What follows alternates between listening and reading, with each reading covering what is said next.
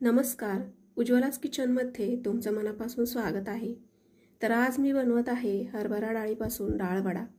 बाहेरून एकदम कुरकुरीत असा हा डाळ वडा बनवून तयार होतो। कांदा भजी वगैरे तर असा आपण नेहमीच बनवून खात असतो। तर एकदा असा डाळ वडा बनवून बघा। अगदी घरामध्ये उपलब्ध असणाऱ्या साहित्यामध्ये बनवून तयार होतो। तर रेसिपी एकदम सोपी आहे। तर व्हिडिओला सुरुवात करूयात। त्या अगोदर तुम्ही जर चॅनलला आतापर्यंत सबस्क्राइब केलं नसेल तर जरूर सबस्क्राइब करा। त्याचबरोबर एक लाईक नक्की करा। तर सुरुवातीला इथे मी 1 वाटी हरभरा डाळ घेतलेली आहे। तुम्ही कपाने सुद्धा मोजून घेऊ शकता, जी की रात्रभर पाण्यामध्ये भिजत ठेवली होती। तुमच्याकडे जर वेळ कमी असेल तर साधारणतः 4 ते 5 तासांसाठी डाळ ही भिजत ठेवू शकता। इतक्या वेळेमध्ये बऱ्यापैकी डाळ ही भिजली जाते। तर आता काय करणार आहोत, भिजवलेली डाळ जी आहे ती एका मिक्सरच्या भांड्यामध्ये घालून जाडसर असं वाटून घ्यायचं आहे। थोडीशी डाळ दिसेल इतपत मी बारीक करून घेणार आहे।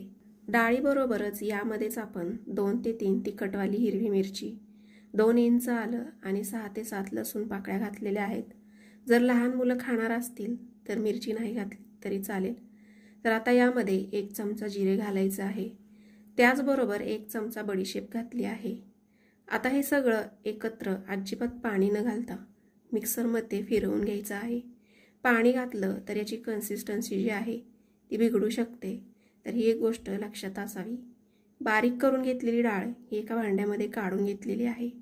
याचं टेक्स्चर जे आहे ते तुम्हाला जाडसरच ठेवायचं आहे, जे की व्हिडिओमध्ये तुम्हाला दिसत असेल।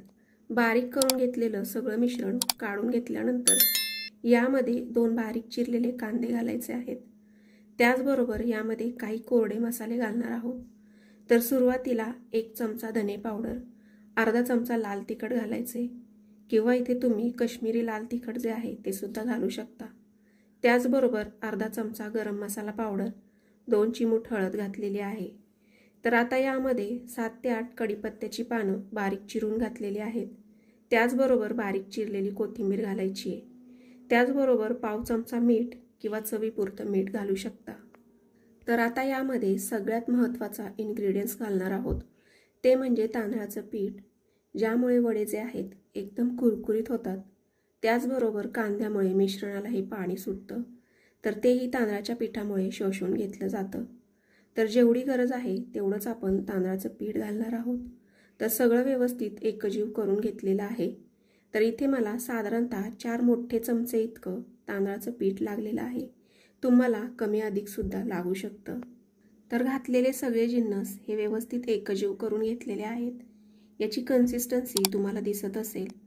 तर आता याला वड्यांचा आकार देऊयात। त्यासाठी लिंबापेक्षा थोडंसं जास्तीचं मिश्रण घेऊन हातावरच वडे थापून घ्यायचे आहेत। ज्याप्रमाणे आपण आलू टिक्की किंवा कटलेट बनवताना जसा आकार देतो, अगदी त्याचप्रमाणे वड्यांना आकार देणार आहोत। एक वडा शेप करून झालेला आहे। उरलेल्या सगळ्या वड्यांना असाच आकार देऊन घेतला आहे। जर तुम्हाला एकदाच वडे बनवायचे नसतील तर उरलेलं मिश्रण हे तुम्ही फ्रीजमध्ये 1 ते 2 दिवसांसाठी स्टोअर करू शकता। आता हे वडे आपण तळून घेऊयात। त्यासाठी कढईमध्ये तेल गरम करण्यासाठी ठेवलं आहे। तेल हे कितपत गरम झालेलं आहे हे पाहण्यासाठी मिश्रणाचा छोटासा गोळा टाकून पाहायचा आहे। हळूहळू तरंगून वर यायला पाहिजे इतपत तेल गरम असायला पाहिजे। तर आता एक एक वडा तेलामध्ये सोडूयात। वडे जोपर्यंत कढईचा तळ सोडून वर येत नाहीत तोपर्यंत याला आपण अजिबात हलवायचं नाहीये। तर एकदम लो टू मीडियम हीटवर वडे चांगले कुरकुरीत होईपर्यंत तळून घेऊयात। दोन्ही बाजूने अलटीपलटी करून चांगले कुरकुरीत होईपर्यंत वडे जे आहेत ते तळून घेतले आहेत। याचा रंग तुम्ही बघू शकता, एकदम भारी आलेला आहे। उरलेले वडे सुद्धा मी असेच तळून घेतले आहेत। जेवढं आपण प्रमाण घेतलं होतं त्यामध्ये 10 ते 12 वडे बनवून तयार होतात। तयार वडे हे तुम्ही हिरवी चटणी सोबत सर्व करू शकता, सॉस बरोबर सर्व करू शकता, किंवा तुमच्या आवडीची कोणतीही चटणी त्यासोबत तुम्ही हे वडे खाऊ शकता। एकदम मस्त लागतात हे वडे। तर एकदा अशा पद्धतीने डाळ वडे करून बघा। अगदी पटकन होणारा पदार्थ आहे। त्याचबरोबर घरच्याच साहित्यामध्ये बनवून तयार होतो। तर रेसिपी तुम्हाला कशी वाटली हे कमेंटमध्ये नक्की सांगा। तर पुन्हा भेटूया अशाच एका नवीन रेसिपीसहित। तोपर्यंत उज्ज्वलाच किचनला जरूर सबस्क्राइब करा। त्याचबरोबर व्हिडिओला लाईक आणि शेअर नक्की करा। धन्यवाद।